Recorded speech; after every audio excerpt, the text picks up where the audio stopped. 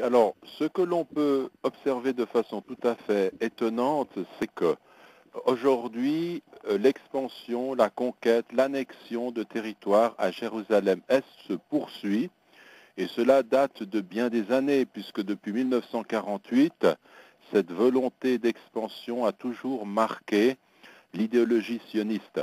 Or, ce qui se passe, qui est tout à fait étonnant, c'est qu'au moment où le représentant des États-Unis rend visite à l'État hébreu, on annonce la construction de 1600 appartements.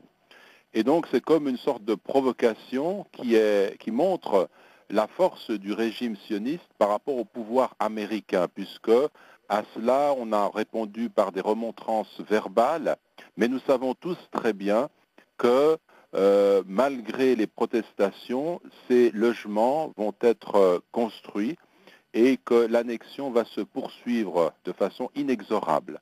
Or, si nous réfléchissons au niveau de la politique internationale, on observe cette situation sans réagir, sans apporter des réponses appropriées sur le terrain des faits, et il est impensable que l'on puisse défendre cette colonisation d'une façon ou d'une autre. Donc où est la communauté internationale?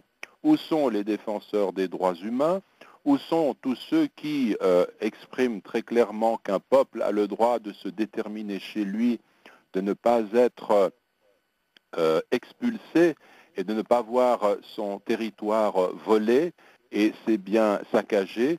Toutes ces questions-là, bien entendu, on n'a pas de réponse. Et il est très clair, il est évident qu'aujourd'hui, la seule réponse à cette politique aveugle est celle de la résistance légitime dont font preuve aussi bien le Hamas que le Hezbollah, que tous ceux qui, sur le terrain, réagissent pour dire non à cette forme d'agression ignoble.